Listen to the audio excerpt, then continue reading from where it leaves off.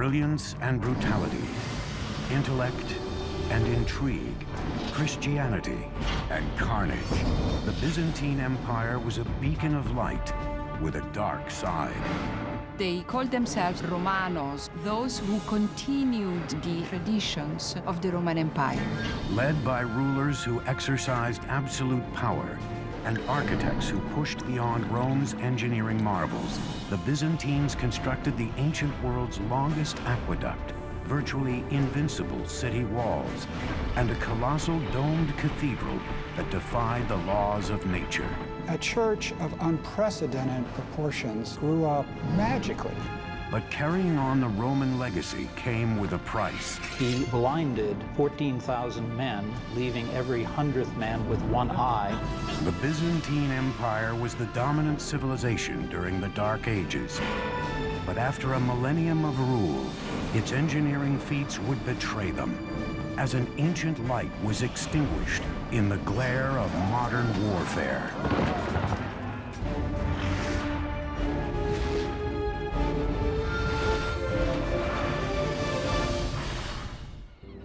Hi, I'm Peter Weller. Byzantium was an ancient Greek city-state founded around 600 BC, named after its king Byzantus. They settled here because of this thin strip of water that connected Asia to Europe and the Black Sea to eventually the Mediterranean. This strip of water is called the Strait of Bosphorus, meaning bull track from ancient mythology. Byzantine today means scheming or old or devious. But during its 1100 years, the Byzantine Empire would not only be the savior to the Western world's profound heritage of law and literature, but it would put Christianity on the fast track, and along the way give us the artisans and builders and craftsmen who would eventually light up the Renaissance right into the 21st century.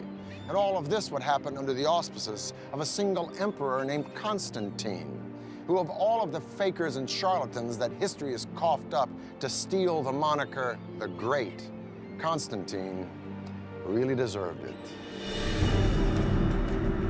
November 8, 324 AD. After 2 decades of bloody civil war, the Emperor Constantine has finally seized sole control of the entire Roman Empire. He is a leader with a vision, a brilliant strategist, and a man without limits. He became emperor really through his own wiles. He is ruthless in the way he assumes power. Constantine the Great was one of those rulers that changed the world. He inherited a Roman Empire which had been divided into 2 parts. Constantine would reunite the vast empire, ruling over its western and eastern halves. He was a very astute politician, and he was faced with the problem of both administering and of managing this enormous realm.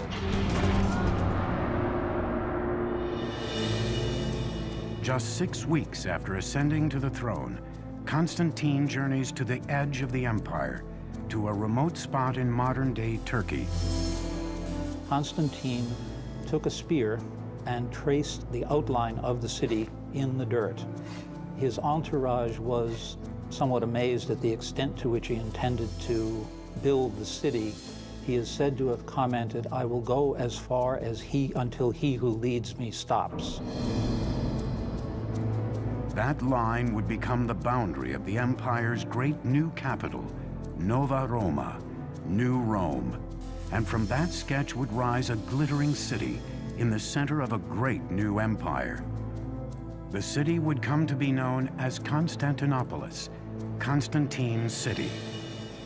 Constantine effectively shifts the center of the Roman Empire and founds a new center. He was moving away from Rome with its old rivalries, political infighting, vested interests and so forth, to create something quite new, which he could mold.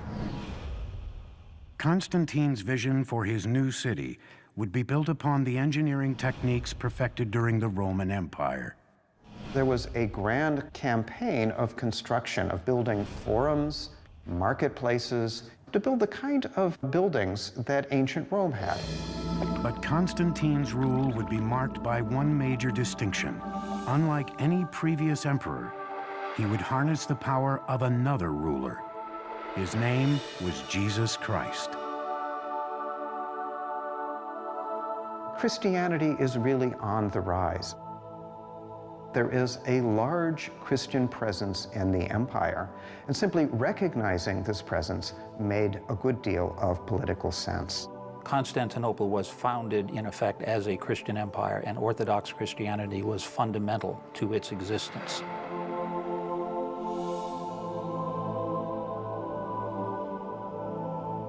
Now we have to remember that even though Constantine was venerated by Christianity, he's still an emperor. In other words, a dictator who's not only killed his son, his stepson, but also his second wife, all on the same trip to Italy. So if the boy wants a city, he's going to get a city and not take no for an answer. Problem is, how do you attract people to a dusty town in the hinterlands called Byzantium? Well, first of all, you might want to rename it after yourself. And second of all, in the style of all Roman emperors, rebuild it.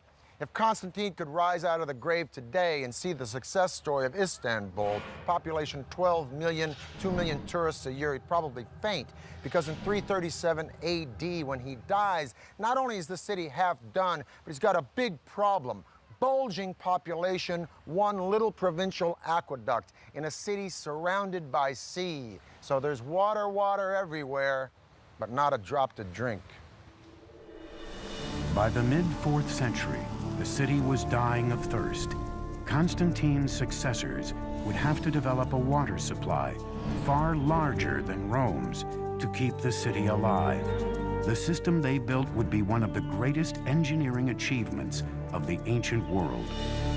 There were no local water resources within the city walls of Constantinople, and hence water had to be brought from a much greater distance than anywhere else in the classical world and in the Mediterranean.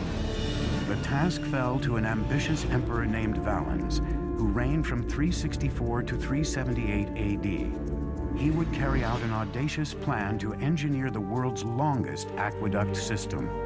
Completed, it would transport spring water a staggering 400 miles, equal in length to all of the Roman Empire's earlier aqueducts combined. The main line would begin 150 miles west of Constantinople, deep in the hinterlands of Thrace. Byzantine engineers would first have to find a way to maintain a consistent downward slope to keep the water moving. There are tunnels underground, there are channels that go along the surface, and there are, where necessary, these great aqueduct bridges. Between the 4th and 6th centuries, the Byzantines built 60 aqueduct bridges. The most impressive would rise nearly 90 feet.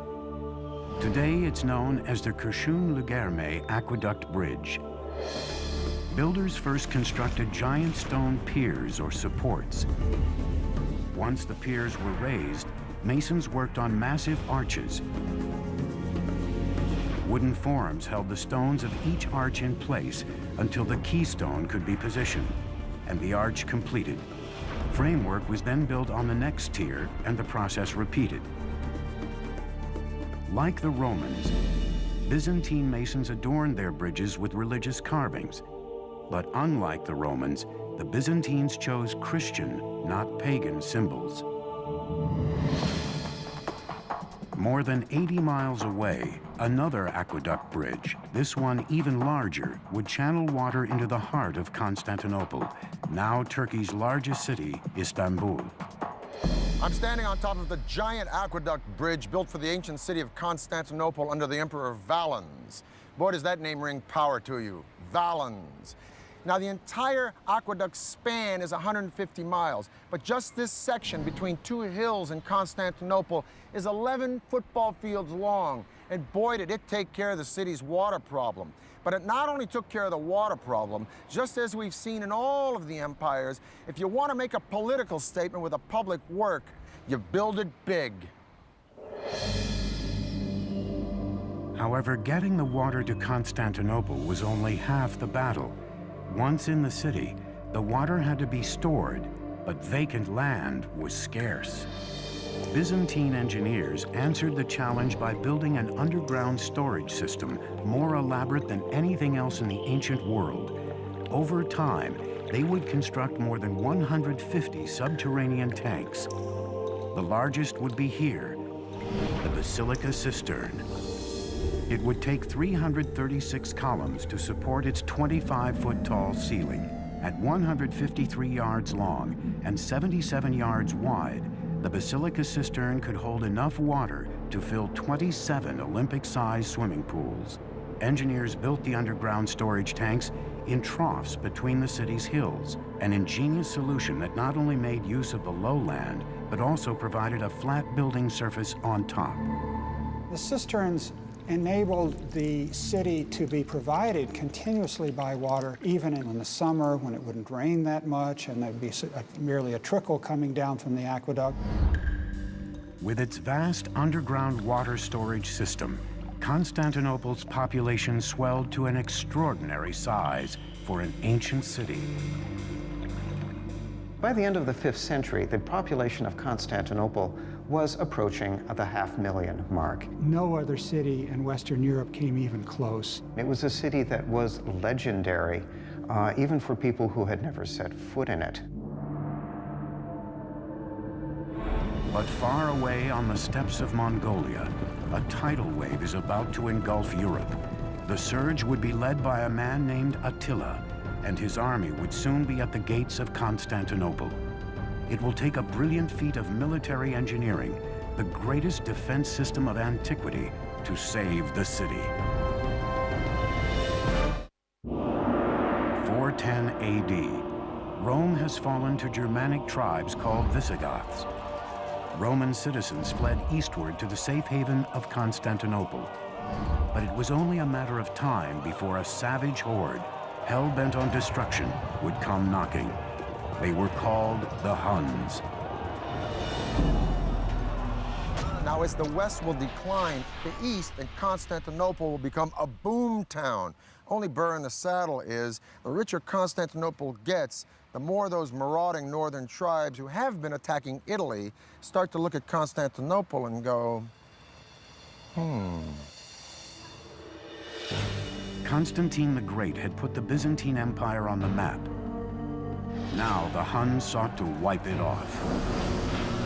The descriptions of them in contemporary texts, which treat them as outlandish, horrible, ugly, beastly people, make it very clear that ordinary people are absolutely terrified of the Huns. But the Byzantines had a plan in mind to keep out the Huns. Perched on the tip of a peninsula, Constantinople had strategic advantages over the old capital, Rome, which stood unprotected and exposed. To keep out its enemies, Constantinople would need formidable defenses along its vulnerable western approach. The solution? The strongest, most sophisticated system of city walls ever built. Today they are known as the Theodosian Walls. Ironically, credit for the ancient world's greatest feat of military engineering goes to an emperor who was a mere child when the walls were conceived, Theodosius II. Construction on Constantinople's defenses began when Theodosius was just 12 years old. It was his prefect, Anthemius, who deserves the real credit for masterminding the walls. Romans had been building walls for hundreds of years, but Byzantine engineers faced an even greater challenge. Constantinople sat on a fault, and earthquakes were a constant problem. But how to build something that would withstand a tremor? The answer? Limestone mortar. In the West, Romans used concrete, which created a mortar of stone-like hardness that is rigid once it sets. Lime mortar has a little bit of give to it, so that it will allow the buildings to settle without significant breakage. The Byzantines' ingenious design used limestone mortar, alternated with bands of brick and stone. First, square stone walls were laid and filled in with brick rubble and mortar. To bind the layers of stone and mortared rubble together, bands of brick 5 courses thick were laid throughout the width of the walls. The hidden advantage of that also is that it provides a certain flexibility against minor earth tremors, because the addition of the brick breaks up the solid face of the wall and allows the wall to absorb shock without shattering. Using this layer technique, the Byzantines built a massive barrier. More than 30 feet tall, and as much as 16.5 feet thick. It would have 96 giant towers reaching heights of 60 feet or more. But would it be enough to hold off the Huns? General William Tecumseh Sherman said about the Comanche Indians, the best equestrians of latter years, that they'd been on a horse for so long it looked like they didn't know how to walk. Well, the Huns were the granddaddies of the Comanche. They lived, breathed, and died by the horse. They developed the stirrup, which allowed them to stand up in the saddle and sling arrows and swords with a deadly accuracy. They rode from China to India to Europe, plundering and terrorizing, feasting on raw meat, which they tenderized between their thighs as they rode, dressed in the skins of field mice, which they wore until those skins rotted off. Let me put it this way. Attila and the Huns gave a new meaning to the word fierce. He was very good at what he did. He was very good at raping and pillaging and breaking down the defenses of the Roman Empire. In the first 7 years of his reign, much of Europe fell to Attila and his Huns. But despite repeated attempts, Attila had yet to capture Constantinople. He would get a little help from Mother Nature. In 447 AD, a series of catastrophic earthquakes rocked the city, far worse than anything Byzantine engineers had anticipated. It was the opportunity Attila had been waiting for. 57 towers were leveled by the tremors, leaving the city unprotected. Attila's army was once more on the march, threatening Constantinople. From the rubble, Emperor Theodosius rallied Constantinople's people to help not only rebuild the defenses, but to make them even more formidable than before. But with the Hun army fast approaching, millions of citizens had only weeks to repair walls that had taken years to build. But the Byzantines would take no chances. The new and improved Theodosian walls would now incorporate a triple line of defense. There must have been an enormous amount of planning, a lot of engineering skill. For its period, it was the most complex and expensive defensive system in the world outside of China. The first hurdle, a giant moat. Beyond that, an outer terrace. Next, a brand new outer wall, 10 feet tall and 6.5 feet thick.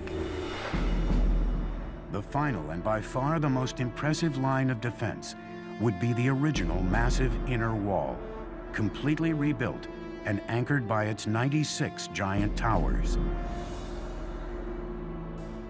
Each tower is its own individual little castle. So to conquer the walls of the city, it would mean penetrating the moat, the outer walls, the inner wall, 3 lines of defense, and then conquering all of these individual castles one by one.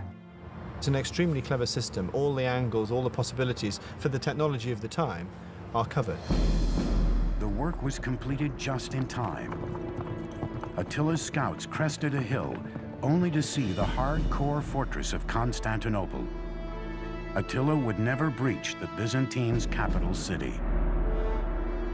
The city was secure because of its walls.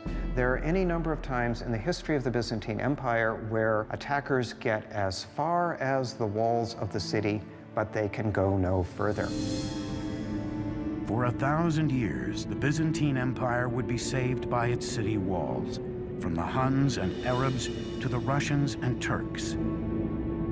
The survival of Constantinople for as long as it did survive was very much due to the fact that it was a walled city which was almost impregnable. With the completion of its land barrier, Byzantine engineers next sought to protect the city from waterborne threats.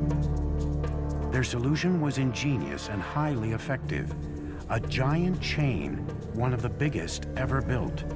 Byzantine blacksmiths first forged a massive iron chain, roughly 5 football fields in length.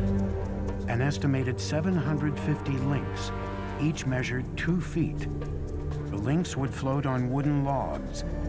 The Byzantine navy could drag the chain across the Golden Horn, cutting off the harbor. Finally protected from its enemies, Constantinople cashed in. The walls of Constantinople were so thick and so large and so successful because they had to be. Constantinople was extremely rich, and it's like a bank with a very significant vault. It was the richest city in the world. Nearly all the world's most important trade routes intersected at the city. Wealth from as far away as Egypt, China, and Russia all passed through the Byzantine capital on its way to the west. But with money pouring into the empire, enemies began to storm the countryside, looking for the spoils. The capital may have been bulging with success, but the empire was steadily shrinking as the frontiers fell one after another to marauding tribes. By the death of Theodosius II in 450 AD, the Mediterranean Sea, which had once been like Rome's private lake, now looked like a huge ocean against which the empire was nothing more than a beach resort. Reviving Constantine's Rome would be the single obsession of a very controversial emperor who would marry a very dynamic woman who possessed very special skills. Throughout the 5th century, the Western Roman Empire had been steadily disintegrating under the iron fist of barbaric tribes. In 476, the last Roman emperor abdicated the throne. To many, the Roman Empire had finally fallen. But did it really? Did it really fall? Because at the same time, here in Constantinople, the Eastern Empire is thriving. It's prospering.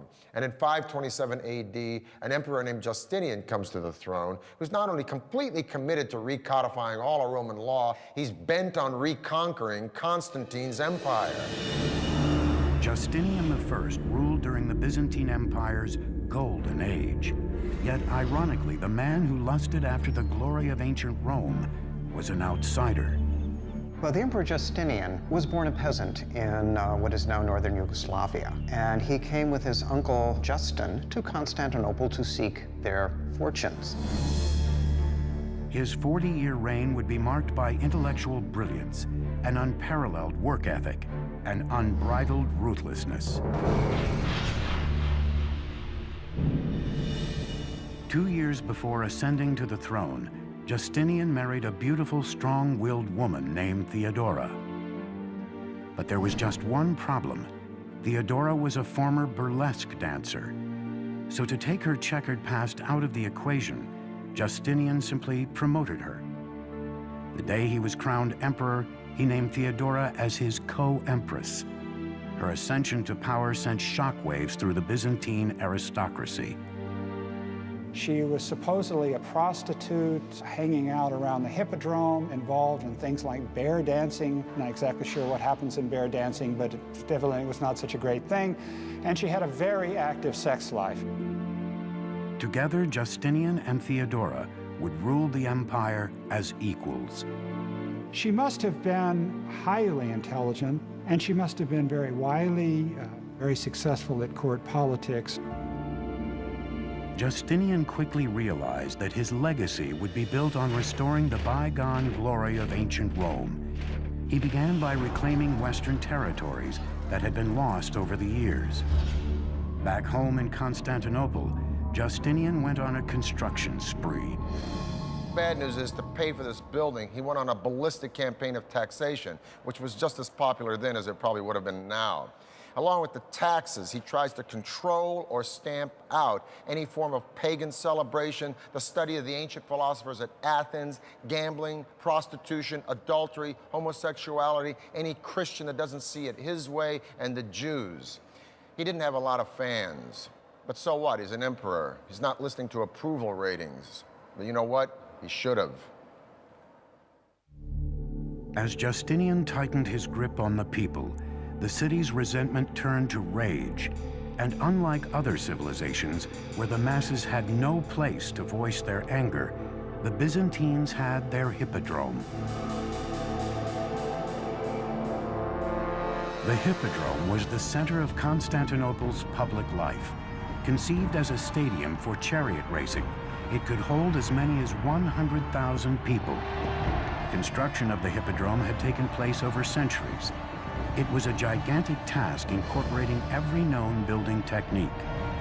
Shaped like an enormous U and modeled after Rome's renowned Circus Maximus, Constantinople's hippodrome was nearly 1/3 of a mile long and wider than a modern-day football field.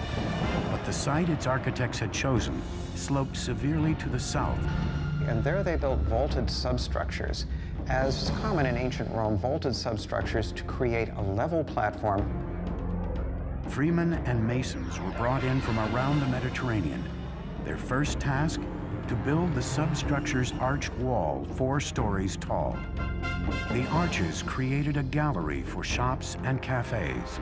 Above the substructure, 2 tiers of columns and more than 30 stone rows surrounded the sand-covered racing track. Like all Byzantine emperors before him, Justinian sat in an imperial box called the Kathisma, giving the Byzantines a rare glimpse of their ruler. It was a combination of sports stadium, public spectacle stadium, imperial propaganda, pulpit, all those things. It could seat huge numbers of people. Huge bets were wagered by fans of the various teams, the blues, greens, reds, and whites. They were like political factions in our world, and so disputes over soccer results as today, or disputes over chariot races, could take on a significant political dimension in Byzantium. The Hippodrome was one of the architectural glories of Constantinople. But in 532 AD, it would also become the site of one of the most brutal acts of an emperor against his people. One day in early January, Justinian, by now wildly unpopular thanks to his harsh policies and heavy taxes, appeared before a raucous crowd at the Hippodrome. All of a sudden they came together, and they came together against the emperor. The ceremonial political center of the empire was right there, and you had tens of thousands of people opposed to the emperor right at the core of the empire. The blues and the greens weren't like the Jets and the Sharks. They were factions that ran all the way from street thugs right up the political animal to the aristocracy. So when thousands and thousands of both blues and greens stormed the Hippodrome screaming, "Nika, Nika, win, win," against these horrible taxes, it would have been like both Republicans and Democrats storming the Super Bowl screaming about the same thing, which may not be a bad idea. The sad news is it turned into a riot, and the riot turned into mayhem, and a week later, 1/3 of the city lay in ashes. Justinian was so scared he was about to pack his bags and split. But thank goodness for a strong woman. He was all prepared to get on a ship and clear off to the Asian side of the Bosphorus, but the Empress Theodora, who started life as an actress stroke prostitute, said, "I've got this far, I'm not giving up now, you know, stay and fight." So he did. Theodora's words convinced Justinian, and his response would be calculated and horrifying. He dispatched his generals to gather a force and march to the Hippodrome. The conclusion of the Nike riot is one of these events of biblical proportion. Justinian calls the rebels to meet in the Hippodrome, suggesting that he may compromise with them. But in fact, he gets them into the Hippodrome, closes the gates, and they are massacred by the imperial troops. Within minutes, all the rebels within its walls had been systematically slaughtered. The center of Constantinople's public life had become the killing grounds for an estimated 30,000 people. He was an approachable and gentle man who could, with a quiet voice, order the murder of thousands of people. The capital lay in ruins, but in the ashes, Justinian spied opportunity. Now, he would re-engineer an everlasting legacy in the name of absolute power, his own. From the ruins of Constantinople would rise one of the world's most magnificent churches that would become the center for a new religion and a monument to Byzantine engineering. 532 AD. Emperor Justinian has just survived the Nika riots, but the heart of the Byzantine Empire lay in ruins. Re-energized, Justinian would reassert his power and rebuild the capital in the name of God and himself. What Justinian did after his imperial army put down the riot was to immediately begin to refurbish the city and proclaim to the citizens that he was in control and that everything was right in the Roman Empire. Now, we remember Justinian not because he was ruthless, but we remember the period of Justinian because he has left us such an incredible architectural legacy. Justinian's first priority was to rebuild the city's main cathedral, called the Church of Holy Wisdom. We know it today as the Hagia Sophia. Justinian appointed two Byzantine architects, Isidorus and Anthemius, to design the church.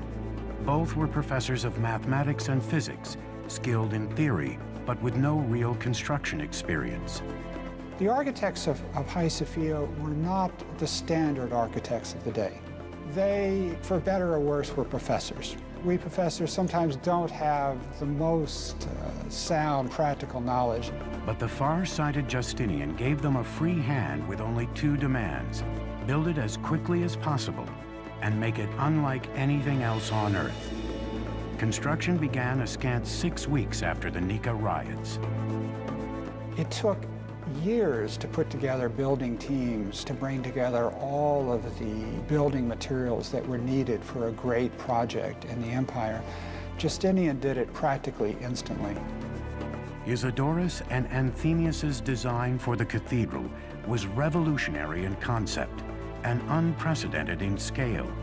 They set out to create the largest dome ever built, 100 feet across.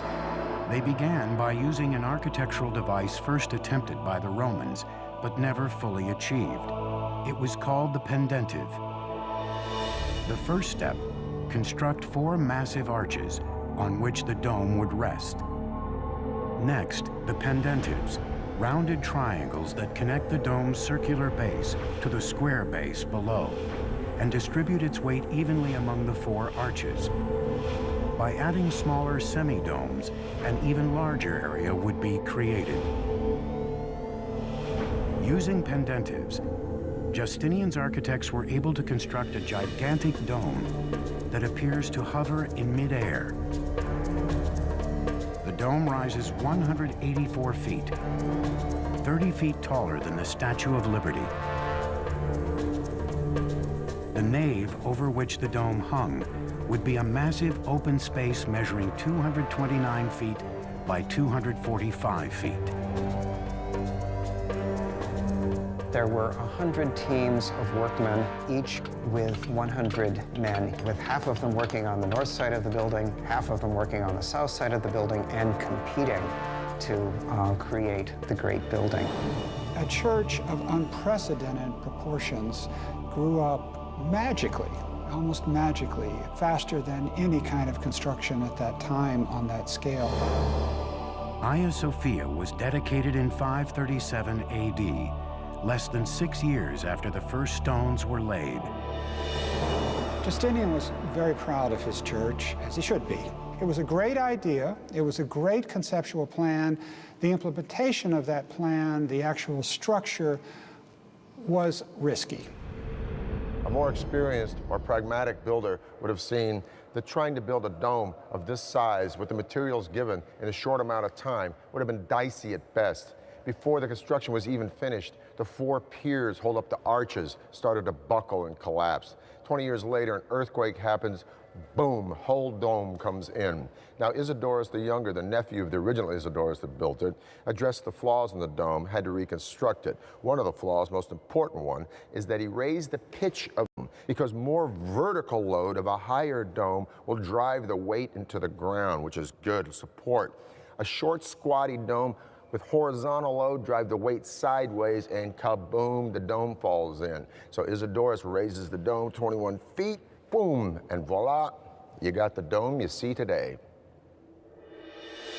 Hagia Sophia was known for more than just its novel design. Even the columns were elaborately adorned with monograms of the emperor and his empress. We are never allowed to forget that this is the great achievement of Justinian and Theodora. Emperor Justinian had created a centerpiece for Christianity and further solidified Constantinople as the capital of the Christian world. He got an architect that was going to make a grand statement, and a grand statement was made.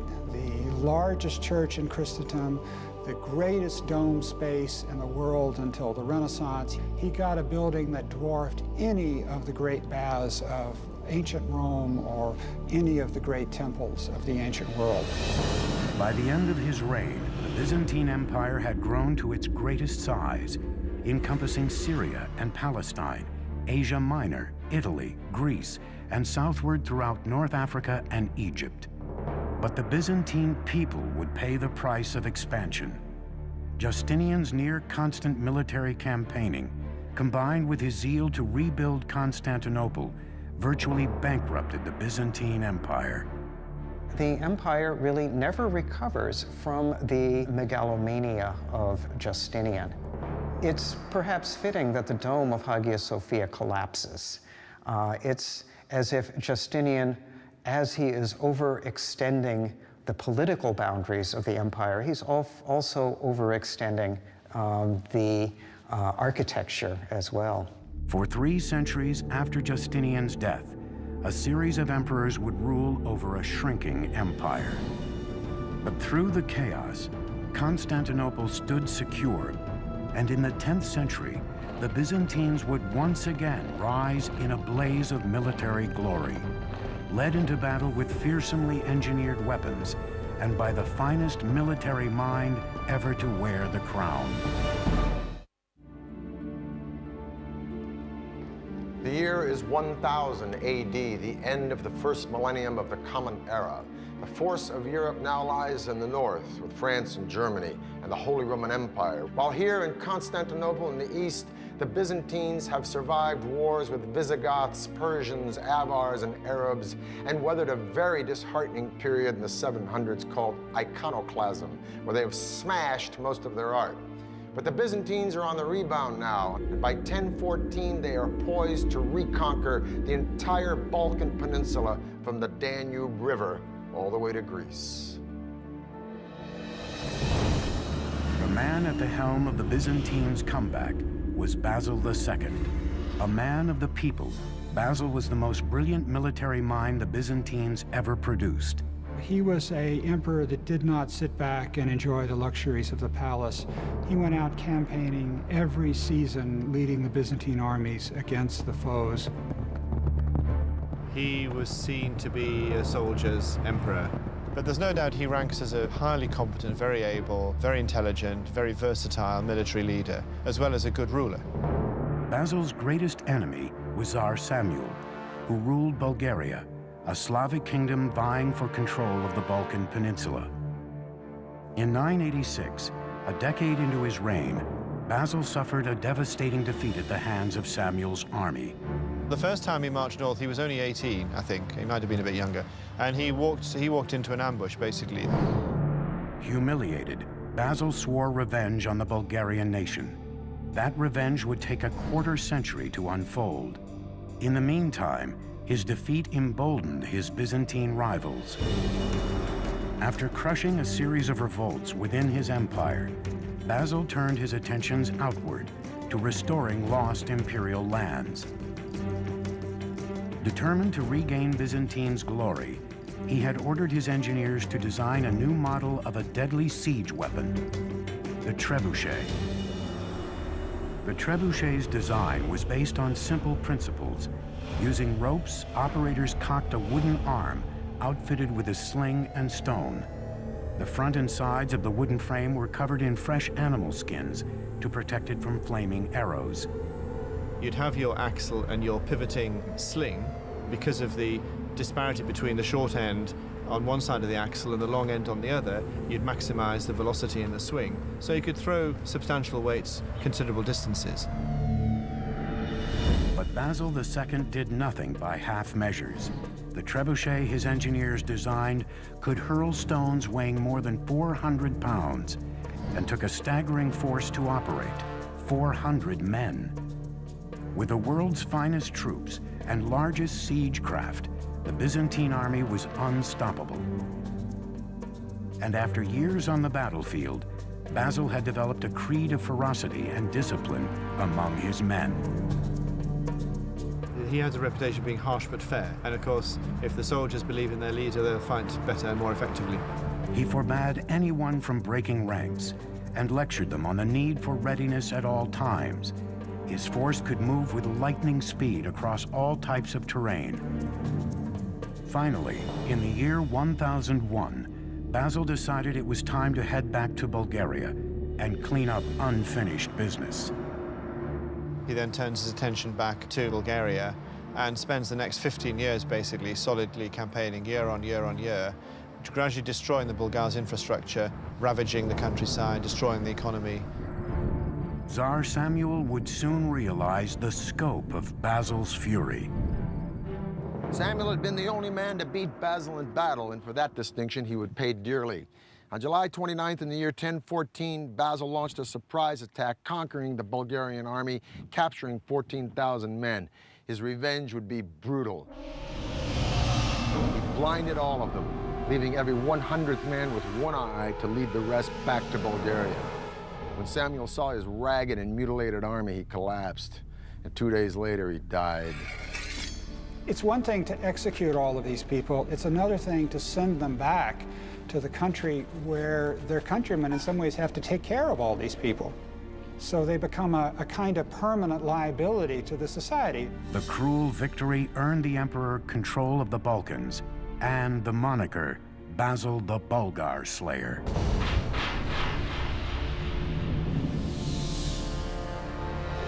In 1025 AD, when Basil died, the Byzantines were at the pinnacle of their power, but the empire was left rudderless and vulnerable to struggles within. In subsequent times, the empire needed a great general like Basil II. They didn't have one. In 1453, the Ottomans unleashed a new weapon on Constantinople's mighty land walls. In the end, brick and stone were no match for cannon fire. Gunpowder and cannon changed the rules of war. Byzantium, Constantinople was built for a system of fighting that was obsolete by the 15th century. After 1,100 years, Constantinople's fortified walls were finally breached. Constantinople was now Istanbul. The Byzantine Empire had ended, but its innovation and engineering feats stand today as a testament to the magnificent civilization, one that borrowed from Rome's chapter in the Book of Great Empires and then added its own. What's fascinating about the Byzantine Empire is we tend to talk about empires in terms of their political might. With the Byzantine Empire, we have to understand it as a cultural power. It was a highly sophisticated intellectual culture. The Greek monks, Greek priests were interested in ancient literature. They preserved ancient text. It is often said that the fall of Constantinople, with the books going to the West, is what aided in the birth of the Renaissance.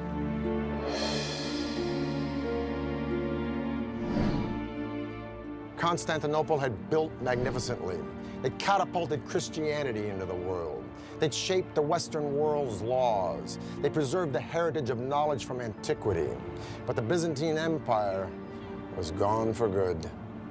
For the History Channel, I'm Peter Weller.